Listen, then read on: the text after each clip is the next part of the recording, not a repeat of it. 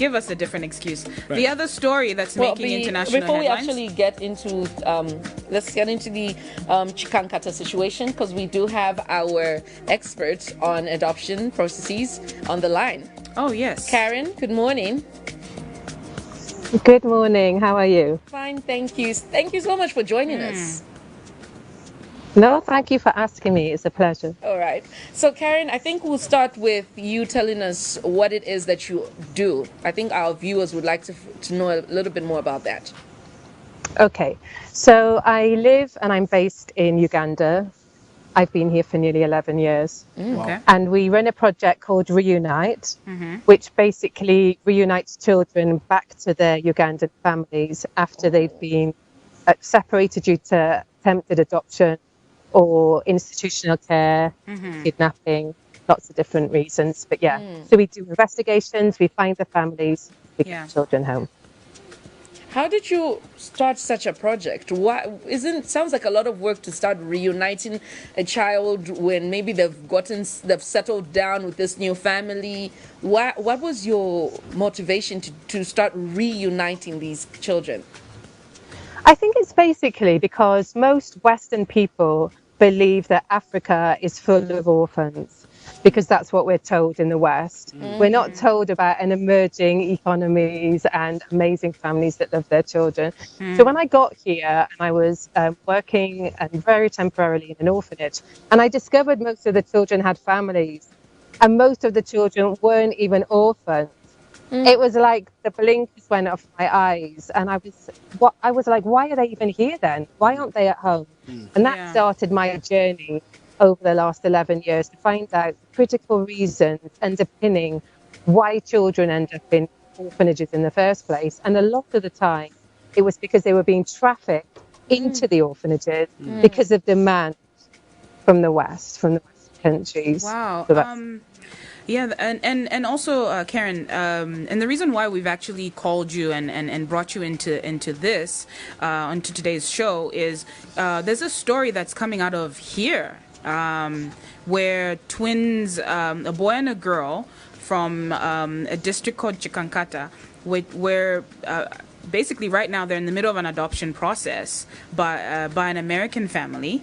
And but their father, is alive. The extended family is alive, and they want to take care of these kids. And also, and the reason why I think the kids are in the hands of this couple is because the mother died at childbirth. But listening to you talk about the work that you're doing in Uganda and seeing that there's this demand from the West to adopt these children. What sort of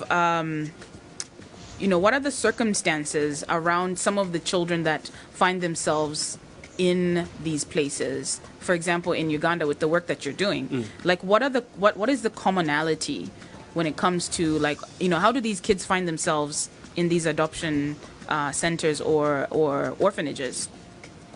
in the first place, yes. Yeah. Well, in Uganda, we have kind of a network of child finders. So it's usually people in places of authority.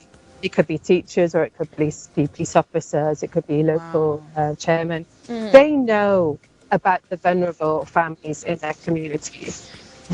One of the main issues with the twins case, which is why it's very problematic, and which is why I wrote to the Hardings the day that I heard about the case, 7 weeks ago.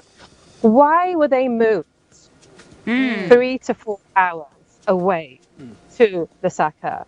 This usually happens because people remove them so that the family can't even visit the children, even if the children had been put in an orphanage or a foster family or an alternative family within that district.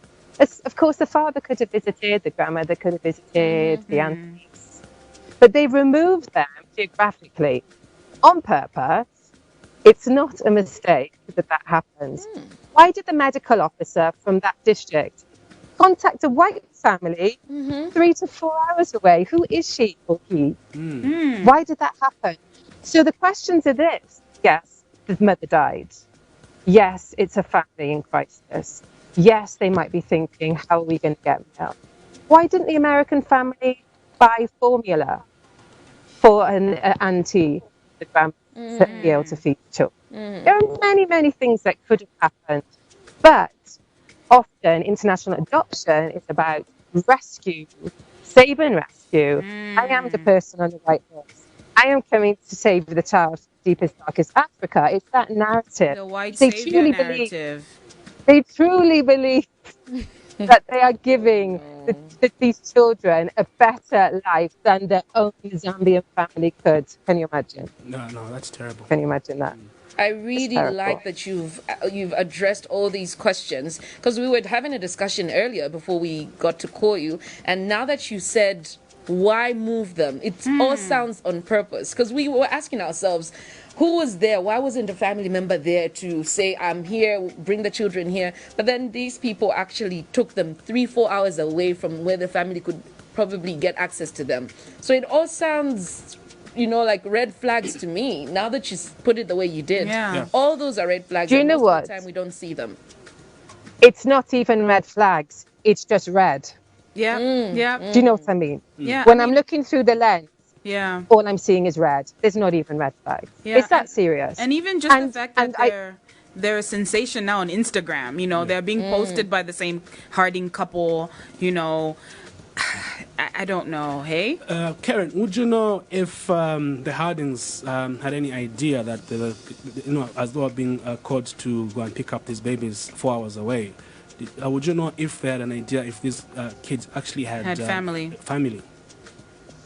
Yeah, they do. They knew right from the beginning. I mean, we've got screenshots of their whole Instagram account. They've taken their account down when there started to be accountability because, we're activists. We make people aware of what's going on. So there was a lot of traffic on their page, which must have been difficult for them because they've set themselves up as saviors. And next thing, they're having emails questioning their motives. So no, they did.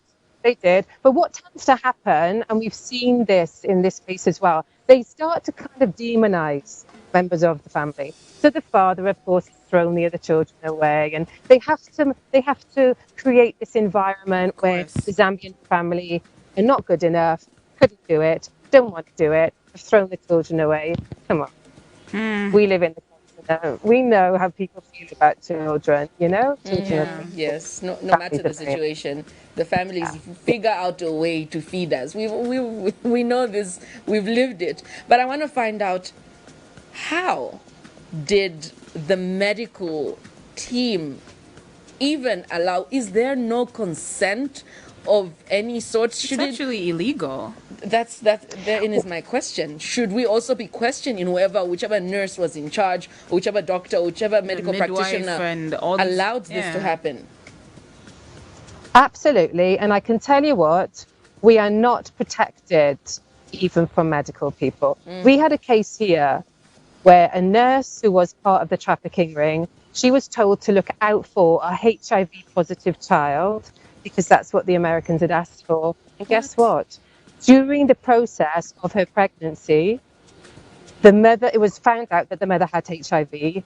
That nurse had never told her that she could do tablets, have a C-section to give the child a chance of being born negative because she needed a positive child. The child was born positive, and there we go. We've got the positive child. Well, that's we stopped that. Now. That's evil. That's it's not evil. Acceptable. It's evil. It's evil. Right. So this is the reality. And the problem is the people over there in the West who think they're coming to save and rescue, they don't know all of these issues that are going on. They don't. And then when you tell them, they're like, we didn't have anything to do with that. Well, yes, you did, because your demand has created. They're perpetrating this. That's how it works. Karen, maybe so going forward, what do you think is the best solution if you look at this case with the Hardings and even in general as you're running this foundation or organization of yours? So what we have been trying to get somebody to take up right from the beginning. We've been trying to write to people in Zambia, and unfortunately we've had a little bit of response, but not much. So we would like an NGO and the government to connect with the twins family and see, do an assessment and see who could take up these twins and what are their needs, what are the issues, what is the block? Because now, of course, the block is they're looking through the white tinted sunglasses because they've been presented this opportunity, so that's difficult to get through. But if a social worker could go, do an assessment, find out. I'm telling you, the twins would be able to go home. It's very rare that children can't go back to the families. If you target the underlying reasons why the children have not been with them in the first place, and a lot of the time it's confidence building. Lots of the time people say, you can't do it. Why should you? Let the white people keep them. But if you had somebody coming and saying, yes, you can. They're your blood. These are your flesh and blood. They need to be with you in this wonderful country and grow up to be Zambians rather than growing up to be Americans.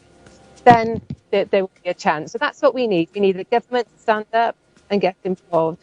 They have been involved. When you look through the screenshots, they've tried to get children at points, over the last 7 months. Yeah. Well, Karen, thank you so much. Before we let you go, once again, what's the organization that you are working with and the work that you're doing right now? So we're called Reunite. You can find us online. We're Reunite on Instagram, and we're Reunite Facebook. Our website is reunite.live. So, we're just in the middle of a lot of cases. We've got a case with a German woman that tried to traffic a child for adoption. We're still working on that. She's home. Wow. And we've been working a lot on this one remotely. We've got other ones. We've got children that we're trying to get home that are in the UK, in the Netherlands, and in America. Very hard. Once they leave Africa, it's very difficult to get them back. Whichever country you're from, is tough. Yeah, and just trying to work on reform as well and educating people about the reality of adoption, that it's not the solution to a family in crisis. It's not. And it's becoming really that. Yeah. Well, thank you so much, Karen. I am happy and upset at the same time, listening to all these stories and also listening to you and what your organization does. For me, it's, you're all the way in Uganda. You're fighting for these Zambian children. That's big. And I think it's good news for us. Thank you so much. Commendable work that you guys are doing in Uganda. Thank you. Thank you so much. Thank you for taking the time. Thank you. It's a pleasure. Thank you. Bye-bye. Bye. Right. That's Karen. That she's Karen based Riley. in Uganda. Working with an organization called Reunite. Yeah.